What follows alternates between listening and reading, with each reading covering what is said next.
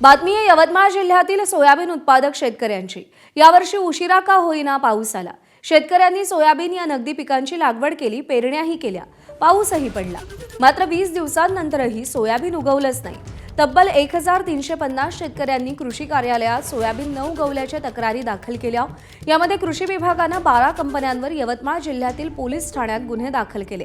त्यानुसार कृषी विभागाने ही कारवाई केली।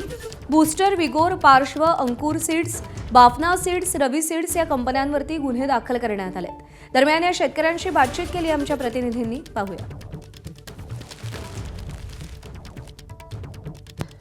दादा, नेमकं किती एकर सोयाबीनची लागवड तुम्ही केली, किती उगवलं, किती नुकसान तुमचं झालंय? सर, आम्ही पूर्ण 15 एकराची लागवड केली होती।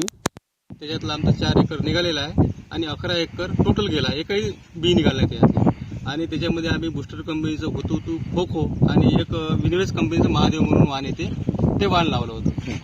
आणि ते 23-24ची पेरणी होती आमची। मग आम्ही म्हटलं बंदीगड, आणि पेरणी योग्य पाऊस होता आणि भगरवळात पेरलं।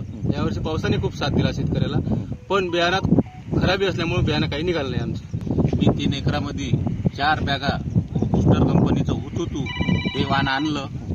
एवढं दाट पेरूनही ते 5 ते 10% निघलं। म्हणजे मला असं वाटते का त्या बियाण्यात बोगस आहे। आणि कृषी केंद्रात मी गेलो तर त्यांना म्हटलं का मला असा प्रॉब्लेम झाला। त्यांनी मला असं म्हटलं की बा तुम्ही कंपनीला फोन करा। मी कंपनीच्या त्या याला फोन केला, मला नंबर दिला त्या कृषी केंद्रवाल्यांनी, आणि त्याला फोन केला तो रिप्लायला तयार नाही, काहीच नाही। बिलाचे फोटो टाकले, तो रिप्लाय द्यायला तयार नाही। मी आता देवळीवरून बियाणं आणलं, कोणी यवतमाळवरून आणलं, कोणी सावरगाववरून घेतलं। अशा प्रॉब्लेममुळे कास्तकार हे त्रस्त होऊन गेले आणि म्हणजे आत्महत्या प्रवृत्त व्हा अशा पद्धतीचं हे आहे। मी पण सुद्धा 4 बॅगाची लागवड केलेली आहे। मी एकरी कमीत कमी 32 ते 33 किलो पेरलं, तरी सुद्धा माझ्या शेतामध्ये 10 ते 15% उगवण झाली त्या बियाण्याची।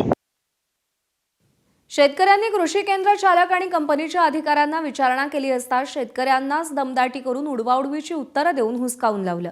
शेवटी सगळ्या शेतकऱ्यांनी तालुका कृषी अधिकारी कार्यालय गाठून बियाणं उगवत नसल्याची तक्रार केली।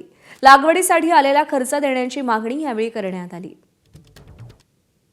जिल्हा प्रशासन यामध्ये क्लिअरली दखल घेत आहेत आणि त्यामध्ये कोणतीही कंपनी यामध्ये दोषी समोर आली तर आम्ही त्यांच्यावर फौजदारी गुन्हा पण दाखल करू। त्यांचा लायसन्स रद्द करण्यासंदर्भात आपण कारवाई करणार आहेत। आताच आम्ही एक गुन्हा दाखल केलेला आहे। कमिंग डेजमध्ये जर अशी तक्रार वाढली आणि यामध्ये असा दिसून आला की शेतकऱ्यांची फसवणूक होत आहे तर आम्ही त्याच्यावर नक्कीच कारवाई करू। भ्रष्ट अधिकाऱ्यांवर कारवाई करावी अशी मागणी मनसे पदाधिकाऱ्यांनी केलेली आहे। आम्ही शेतकऱ्यांसाठी आणखीनही हजारो वेळा जेलमध्ये जायला तयार आहे। शासनाने आता वेळ आहे, त्यांनी जागं व्हावं, या भ्रष्ट अधिकाऱ्यावर कारवाई करावी, यांच्यावर फौजदारी गुन्हे दाखल करावे, जेणेकरून पुढचे अधिकारी शहाणे होतील आणि आमच्या कास्तकाराचा जीव वाचेल। एबीपी माझा, उघडा डोळे बघा नीट।